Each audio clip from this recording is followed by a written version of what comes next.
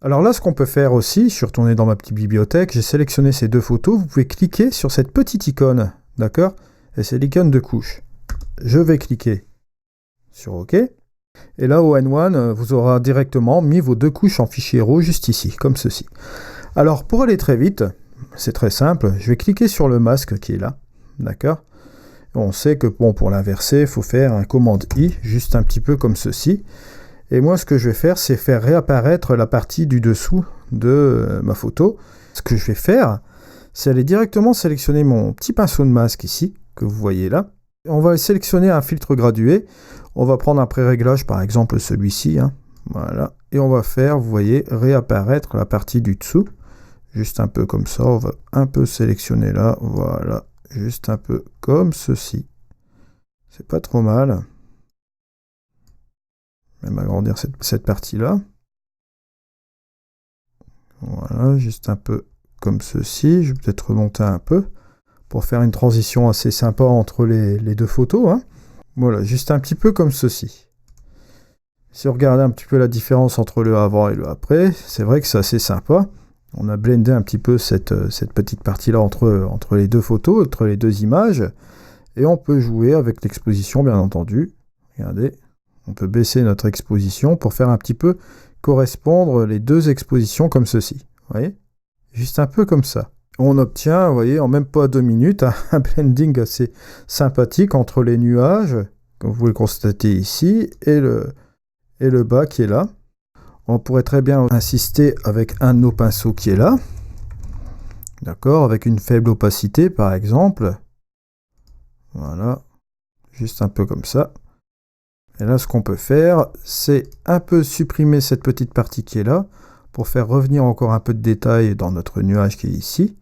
Vous voyez, juste un peu comme ça, voilà. C'est assez sympa. Je vais prendre mon petit stylet, ça ira mieux. Quand même pas trop mal entre les deux parties.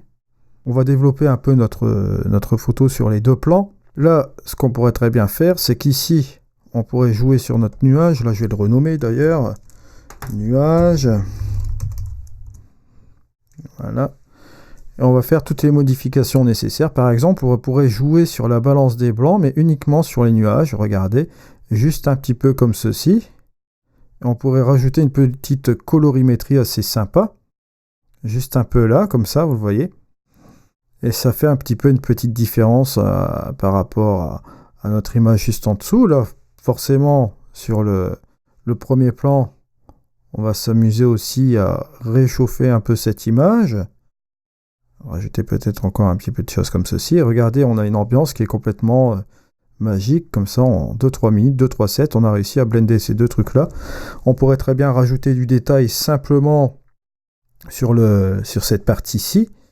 On va rajouter un peu de structure, juste un peu comme ça. Voilà. Ce qui nous empêche de rajouter de la structure sur la partie haute avec les nuages, ce qui n'est vraiment pas négligeable. Voilà. On pourrait très bien aussi rajouter sur cette partie-ci un effet en ajoutant du contraste dynamique. Et là, forcément, ce contraste dynamique, bon, je vais laisser le premier preset par définition. On peut jouer forcément avec l'opacité, hein, vous le voyez là. Et vous voyez, on applique cela sur la partie du bas. On pourra aller très bien sur notre partie nuage qui est ici. Ajouter encore un autre filtre par exemple, comme la lueur, qui pourrait très bien s'appliquer sur la partie nuage que nous allons voir bon, juste ici par exemple. Vous voyez, un petit peu plus, on a des différents presets qui sont ici et nous allons jouer principalement avec l'opacité si on veut réduire un peu l'effet, vous voyez. C'est tout bonnement possible. Et là, si je veux un peu...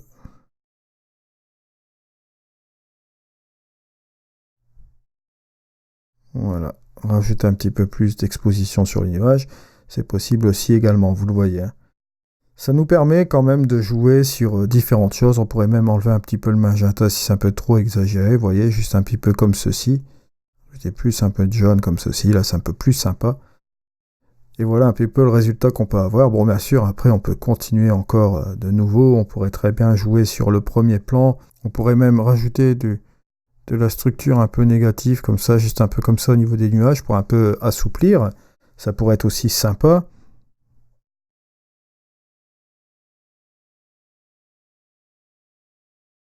Au niveau des ombres, baisser un peu comme ceci.